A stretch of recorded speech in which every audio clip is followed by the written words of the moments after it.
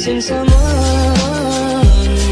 Assalamualaikum warahmatullahi wabarakatuh. Perkenalkan, nama saya Cindy Srihartati dari Prodi Bimbingan dan Konseling dengan NIM 13014222023. Di sini saya akan memberikan masukan dan implementasi dari konservasi sumber daya alam dan lingkungan.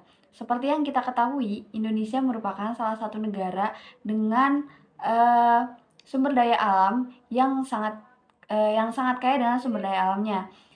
Sebagai warga Indonesia yang baik, sudah sepantasnya kita melindungi sumber daya alam yang kita miliki. Ada beberapa hal yang dapat kita lakukan sebagai warga Indonesia untuk melindungi sumber daya alam yang ada di Indonesia ini dan menjauhkan hal-hal yang berdampak buruk bagi kesejahteraan lingkungan di negara kita. Berikut ini adalah beberapa cara yang dapat kita lakukan untuk melindungi atau mengkonservasi sumber daya alam dan lingkungan yang kita miliki. Yang pertama adalah tidak membuang sampah sembarangan atau membuang sampah pada tempatnya dan mengklasifikasikannya sesuai dengan klasifikasi sampah tersebut, seperti sampah organik dibuang ke tempat sampah yang khusus untuk sampah organik. Begitu pula dengan sampah anorganik yang seharusnya dibuang ke tempat sampah yang dikhususkan untuk sampah anorganik.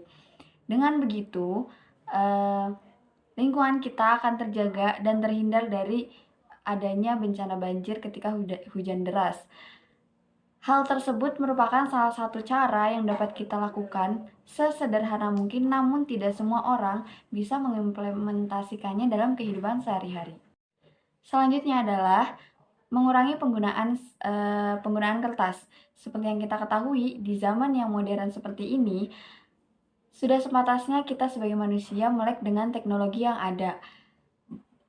Dengan adanya teknologi di lingkungan sekitar kita, kita harus memanfaatkannya dengan sebaik mungkin. Salah satu contohnya adalah menggunakan teknologi tersebut sebagai pengganti untuk mengurangi penggunaan kertas. Contohnya, dengan adanya teknologi gadget, komputer, dan yang lainnya, kita dapat memanfaatkan atau menggunakan gadget tersebut untuk mengirim file tanpa harus menyetak file tersebut. Hal tersebut memudahkan kita dan mengurangi adanya penggunaan kertas, seperti itu. Lalu yang ketiga adalah mengurangi adanya penggunaan sampah plastik.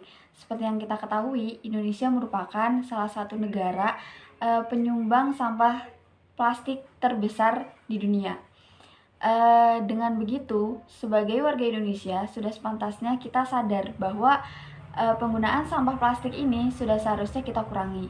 Dan di zaman ini, saya banyak melihat bahwa banyak supermarket atau minimarket yang tidak lagi menyediakan kantong plastik sebagai alat untuk membawa barang belanjaan, yang mana para customernya atau pembelinya sudah diwajibkan untuk membawa tote bag atau tas sendiri yang tidak berbahan plastik untuk membawa belanjaan mereka. Dengan adanya kebijakan tersebut, sampah plastik di Indonesia ini sedikit demi sedikit menjadi berkurang.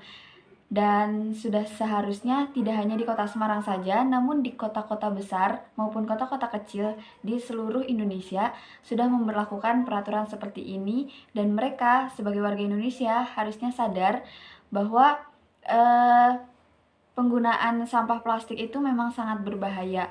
Karena sampah plastik merupakan salah satu sampah yang sangat sulit didaur ulang. Bahkan sampah plastik ini mengalami proses penguraian yang sangat lama, bahkan sampai 100 tahun pun sampah plastik sulit untuk diurai dengan tanah.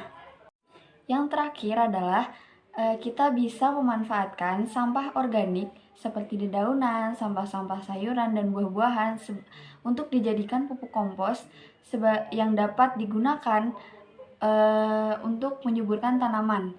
Dan hal tersebut sepertinya sangat efektif dapat dilakukan oleh kita untuk mengurangi penumpukan sampah organik di TPA. Mungkin itu saja yang bisa saya sampaikan. Saya berharap saya sendiri dan kita semua bisa menjalankan, melakukan, dan mengimplementasi konservasi sumber daya alam dengan sebaik mungkin, sehingga kita sebagai generasi muda dapat melindungi apa yang sudah kita miliki. Mohon maaf apabila banyak kata yang salah. Terima kasih. Wassalamualaikum warahmatullahi wabarakatuh.